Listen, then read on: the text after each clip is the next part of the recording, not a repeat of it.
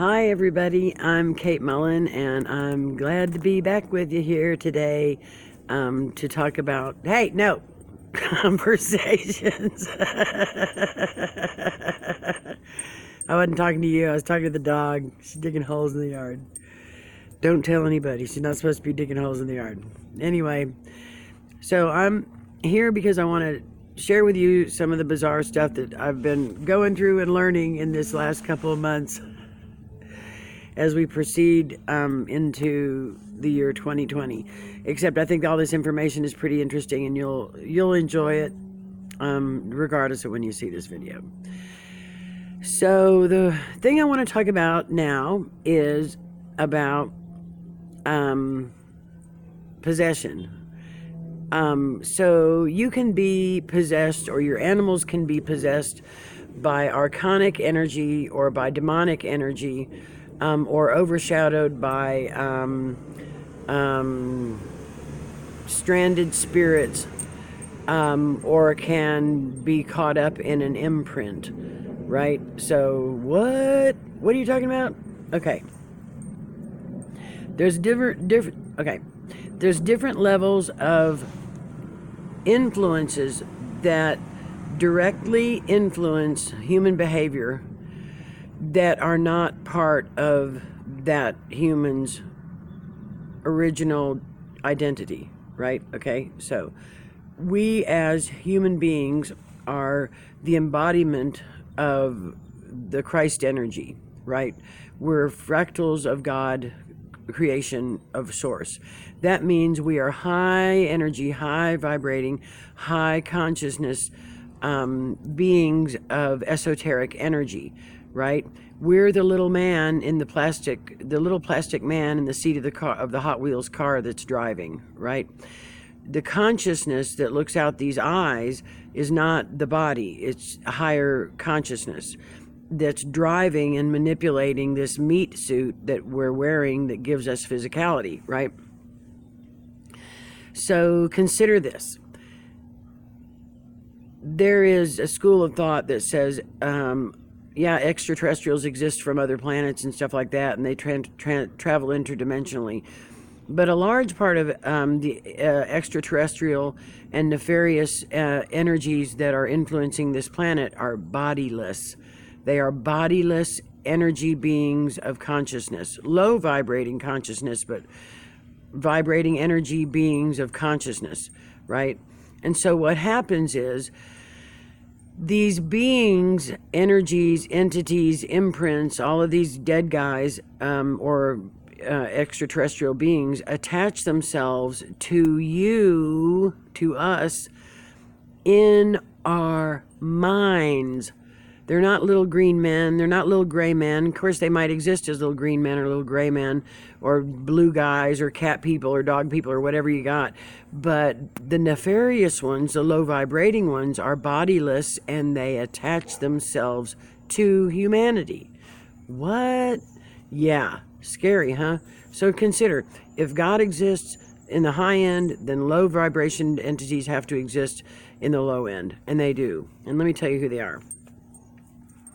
So on the one level, you have dead people that have been in the area, maybe died, because of a plague or, whatever nefarious circumstances they might be in the area, and they have not yet gone to the light. So there's dead people, and if I can figure out how to do it, I'll attach a picture of a dead guy that I took in my house. And it's pretty clear that he's a disembodied entity that wanted to be seen, and very likely it came and made himself visible so we could get him to the light. Anyway, so on the one level, there's disembodied entities, dead people, right? Then on another level, there are imprints, like, say, on the land, like where there was an Indian massacre that occurred between colonialists and Indians or whoever and whoever else. Both of them that died, wow, that was scary. I hope I can edit that out. In places where there have been an assault and people hurt or harmed or killed, that leaves an imprint on the land. And so those people may be unaware of the inhabitants of the land in the third dimension, but may be wandering around the yard or in the house or around a specific area, and people might see them and think they're just dead people that are looking for the light, when in fact they're imprinted energies on the land. Okay, so it's a little bit different. Imprinted energies don't really care much about people. Dead people that have not gone to the light do care to mess with people, and they will mess with you. Not all of them are bad, but just realize they're just lost, right? So you got dead people, then you got imprints on the land, then you've got arconic energies, Archonic, arconic energies. And arconic energies are a dark side entity. They could be an extraterrestrial. However, they're simply bodiless, parasitic energies that seek to influence the person they're attached to. Let me also back up and say, you can have the attachment of a dead person on you as an arconic energy or parasitic energy too. A lot of people that are severe alcoholics have an entity attached to them that is already dead that is still wanting alcohol, because most people don't want to drink themselves to death, but it is a disembodied entity that forces that person to do a lot of drugs or drink a lot of alcohol, because a normal person of a higher consciousness wouldn't do that, right? So like, I have a friend, and she worked in topless bars for a long time, and she's still a pretty heavy drinker, and we're in our 50s, right? She's still a pretty heavy drinker, and she gets this guy attached to her that I call the angry drunk guy. And she's a beautiful woman and a hairdresser by day, and then when she starts shooting vodka at night, she turns into this angry drunk guy that insults her husband and, you know, just is very manly. So she's got an attachment, and it's an angry drunk guy, right? So there's attachments there, imprints, not necessarily your attachments. They don't really know that you're there, and then, or care that you're there. And then there's archonic energies that are disembodied and parasitic energies that are like the dead guy, or they could just be disembodied parasitic energies that are here to wreak havoc. They're real low vibration. But what they do, and their specialty, is they cause fear and doubt, oppression and depression. I have another friend that was telling me that she gets so depressed and she feels like literally like somebody's sitting on her shoulders, holding her down, right? And she can't get out of bed. And I said, well, what's the possibility that you might have an archonic attachment?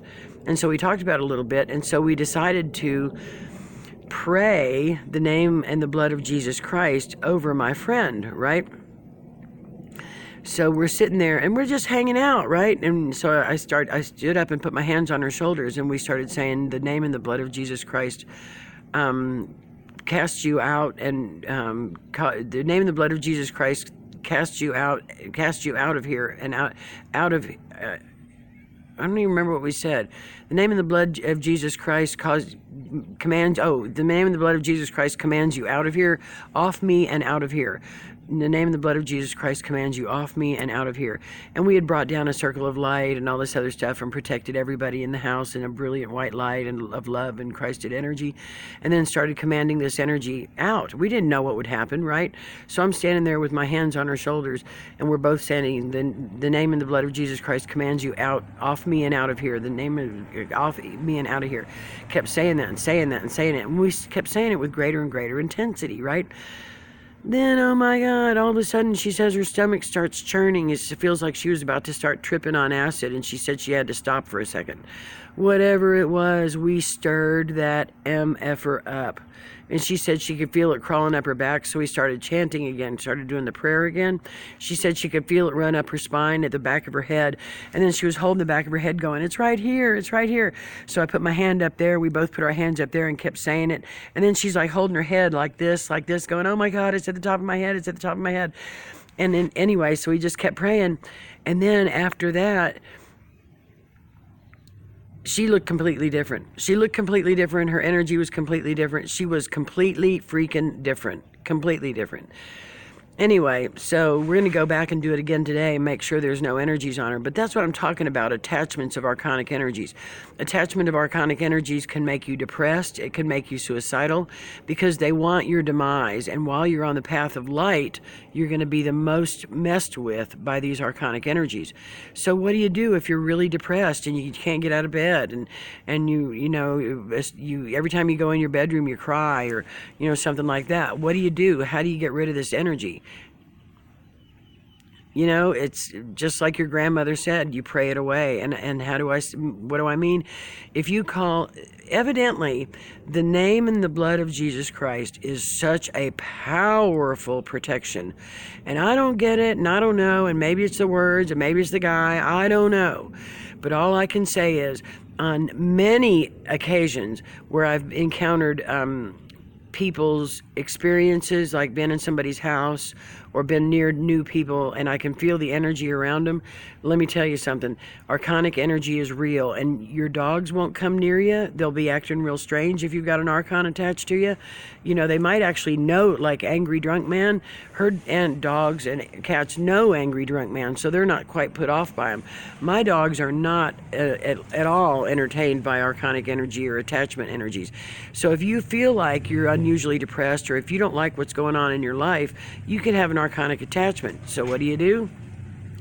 Claim the name and the blood of Jesus Christ protects me and protects my family and my home. The name and the blood of Jesus Christ casts you out of here. The name and the blood of Jesus Christ protects you, casts them out of here, and cleanses the area, because they can't live in the same vibration as the name and the blood of Jesus Christ. And don't ask me why it works, but it does. It really, really does.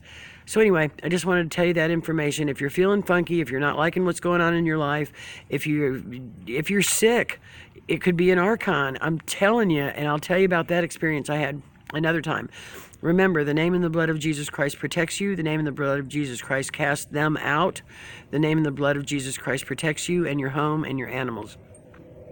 When you start chanting this, make sure that you surround your home and your animals and your environment and your family with white light. Blast it out with white Christed light, and call in Jesus Christ and his army of angels to protect you.